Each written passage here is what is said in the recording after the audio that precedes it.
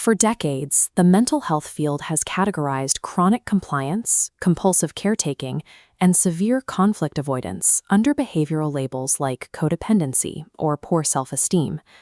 The traditional treatment approach was straightforward: teach the patient to value themselves. Therapists often advise these patients to simply set a healthy boundary or assert their needs. But when applied to severe, persistent appeasement, this cognitive advice fails. Instead of generating behavioral change, it induces deep shame because the patient physically cannot follow the instruction. This happens because top-down cognitive interventions rely on a functioning prefrontal cortex. When a person with severe compliance issues perceives relational conflict, their nervous system registers a life-or-death threat. The rational brain shuts down, and the amygdala takes over in an autonomic override. Psychologist Pete Walker identified this specific override.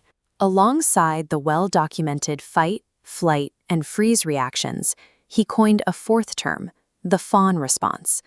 Fawning is an instinctual, hardwired survival mechanism. It is a biological imperative deployed by the body in nanoseconds to mitigate harm, completely independent of conscious choice. The nervous system selects this appeasement strategy specifically when asserting oneself, running away, or freezing in place are either structurally impossible or would immediately escalate the danger. To understand why people lose themselves to please others, we have to look past the psychological labels.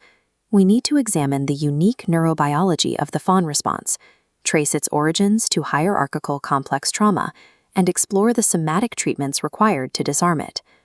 Treating extreme appeasement as a correctable personality flaw practically guarantees clinical failure. Patient recovery requires an autonomic neurobiological framework that recognizes fawning for exactly what it is, a highly effective survival strategy. Human trauma responses evolved from the same baseline survival architecture as other mammals. When a prey animal senses a predator, it doesn't calculate the risk, it bolts into a sprint in a fraction of a second. The classic fight and flight responses flood the body with adrenaline. The heart races, blood pumps to the extremities, and the organism channels intense outward energy to physically neutralize or escape the threat. When escape is impossible, the nervous system can drop into a submit response. The animal plays dead. Heart rate drops, muscle tone vanishes, and the body enters an extreme state of hypoarousal to survive an attack. Looking at this Venn diagram, we see two distinct states: the intense activation of hyperarousal and the complete physical collapse of hypoarousal. Fawning does not fit neatly into either category. It operates as a complex, paradoxical hybrid. To execute a fawn response, the nervous system forces these physical extremes to occur simultaneously, right in this overlapping center. It is an evolutionary anomaly. The body manages to harness the intense, mobilized energy of a panic attack while simultaneously playing dead on the inside. The outward-facing component of fawning requires high-octane hyperarousal. The patient uses adrenalized energy to power extreme hypervigilance.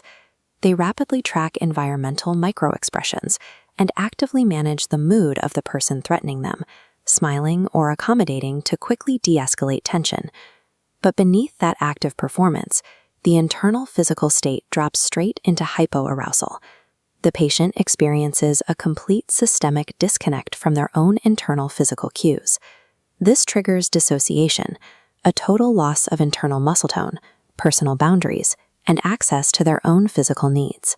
This biological contradiction is an incredibly effective adaptation. It successfully masks the organism's massive internal threat response behind a flawless, agreeable facade, neutralizing the aggressor and keeping the host alive. These extreme autonomic adaptations rarely form from a single traumatic event. They originate in complex trauma, or CPTSD, which develops from relational, prolonged threat exposure.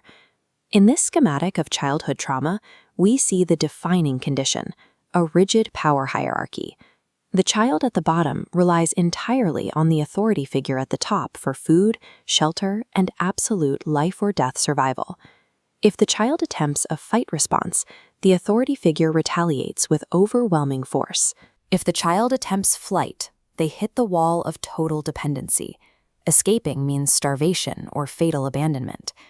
With the traditional survival avenues blocked, the child's psyche must fracture to survive the environment. One piece projects outward to appease the threat, while the authentic self buries itself deep inward. Because a child cannot afford to realize their primary caregiver is in active danger, they perform a necessary cognitive reframe. To maintain the illusion of a safe system, the child concludes that the abuse or neglect is their own fault. This dynamic requires constant physiological masking. Even a seemingly calm tone of voice or a shifting mood from the abuser registers as absolute systemic danger in the child's body, demanding immediate appeasement to stabilize the room. Fawning emerges as the only mathematical survival solution to a hierarchical system where escape is biologically impossible. Because the brain develops within this continuous threat state, the adaptation solidifies into a chronic adult pathology. The individual and everyone around them mistakes this deeply ingrained survival strategy for their actual personality. In adults, this chronic state presents through highly specific clinical markers: extreme conflict avoidance, compulsive caretaking, and a total loss of personal preferences. This leads to trauma reenactment. The nervous system actively seeks out toxic workplace dynamics, exploitative partners, and intermittent reinforcement, because that specific type of instability registers neurologically as familiar safety. The pathology frequently hides behind gendered social conditioning. The biological mandate to appease perfectly mimics societal expectations of being an easygoing employee or perfectly exhibiting traditional traits of femininity. Deep, chronic resentment, the feeling of being an unappreciated martyr while constantly overextending for others, points directly to the presence of an active fawn response. Because these fawning behaviors are actively praised and rewarded by society, the underlying trauma remains hidden. It becomes the most insidious and difficult trauma response to successfully diagnose and dismantle. Traditional talk therapy proves insufficient here. To heal, the patient must be taken out of the 24/7 autonomic survival mode, which requires communicating directly with the nervous system. This clinical framework is called bottom-up processing. It begins with models like internal family systems, which map out these distinct behavioral nodes. In this approach, fawning is not treated as a broken self. It is correctly identified as a fierce, protective part of the psyche that must be acknowledged, thanked for its service, and safely asked to step back. Practitioners also utilize somatic experiencing. By guiding a patient to physically orient to their environment, like visually scanning a room for a neutral object, the body registers safety, inviting a spontaneous, parasympathetic breath that breaks the hypervigilance loop. These grounding techniques exploit basic mammalian biology. Placing a hand firmly on the chest, skin to skin, artificially triggers the release of oxytocin, a bonding hormone that immediately counters adrenaline in the bloodstream. Modalities like EMDR use bilateral stimulation, rhythmic eye movements, or physical tapping to force the brain to physically move traumatic memory consolidation from the hyper-aroused right hemisphere into the logical left hemisphere. These modalities work because they speak the exact language of the nervous system. They establish a foundation of internal physiological safety long before demanding any external behavioral changes. The chart here illustrates a harsh clinical reality. Early in recovery, progress hurts. For a chronic fawner, successfully setting a boundary feels like stepping directly into a firing line. The somatic friction of prioritizing their own needs for the first time is immense. The patient will literally feel as if they are being deeply selfish and cruel. As the appeasement response recedes, the sudden emergence of anger and resentment indicates that the nervous system is finally recognizing and prioritizing internal safety over external appeasement. Recovery tethers the sense of safety back to the internal self, even as the body preserves the survival tools it was born with.